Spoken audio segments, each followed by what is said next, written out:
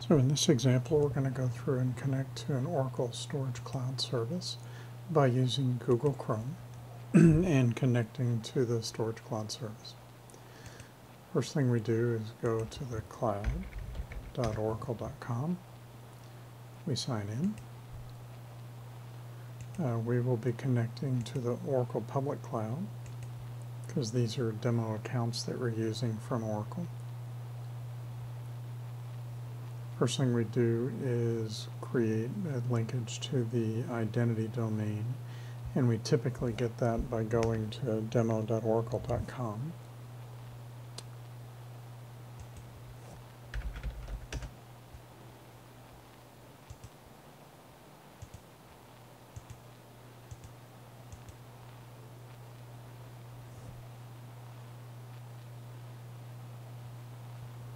And the domain that we're going to is metcsgsE00027.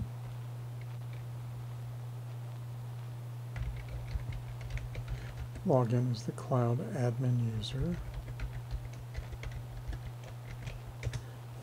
And enter the password that we would find on the demo.oracle.com site. Now what this should do is it should come back and show us the basic services that we've got access to with this account. And it should show us a database backup, database cloud storage that we can use for backups, as well as Java services.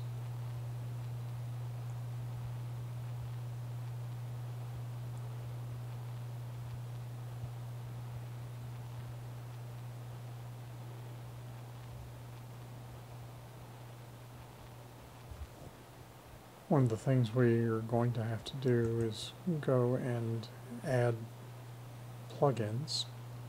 So we have to add a plugin extension. And the plugin extension that we will look for is Postman.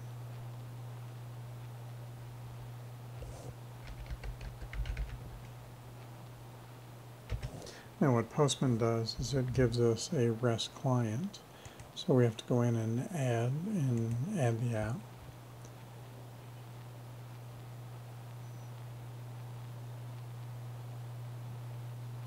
So we should be good for having that service available now.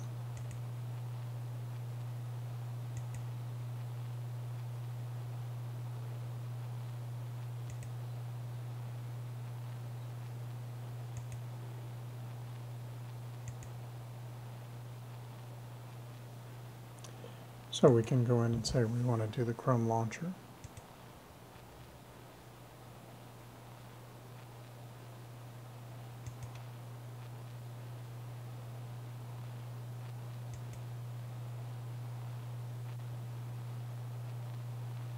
And we want to launch Postman.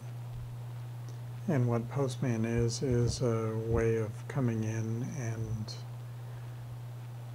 and connecting to the RESTful service. Now if we go back to our service, we can see that we've got a storage cloud service, and in the storage cloud service we've got a REST API endpoint that we need to connect to. What that does is it gives us the ability to create, modify, delete containers that are in storage, and we use those containers to connect to the database.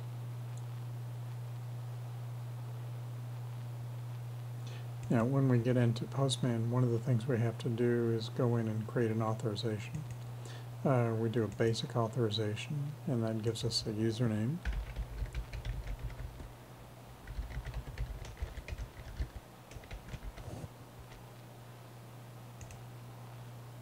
And when we connect it, it generates a header, and the header has the authorization encryption. So what we need to do is come back here to the cloud service.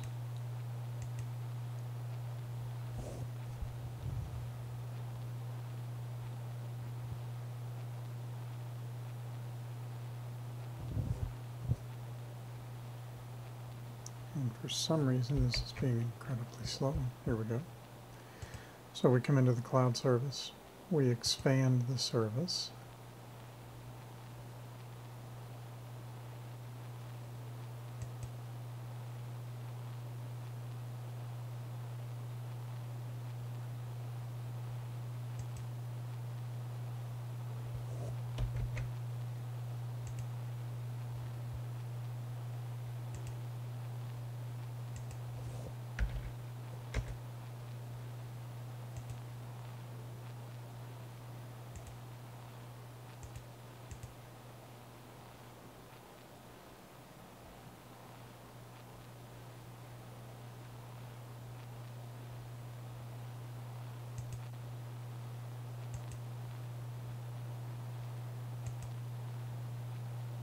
and from the expanded service we get the REST endpoint. So we copy the endpoint, we come back to Postman, and we enter that as the URL.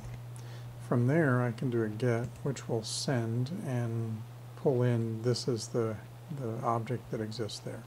Now if we wanted to go in and say let's create a new object, let's create a test object, we can do that by saying put, and if we create that, it will go in and create it. So the header will come back and say everything worked fine, we got a status 201 created. If I go back and try to list it again, we'll see it this time with the get command.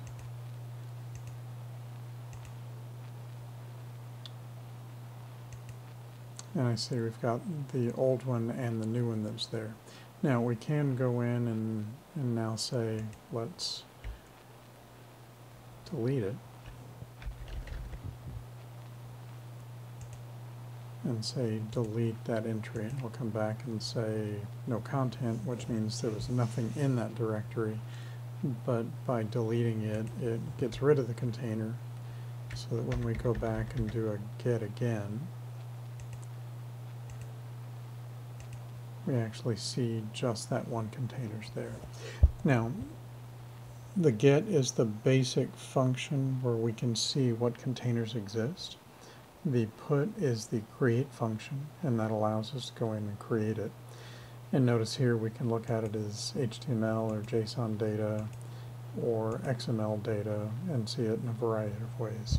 So we can look at it, XML raw, XML pretty, XML preview. So there are different ways of looking at it, and basically it's a slightly different interface than you'd have with the REST API client in Firefox.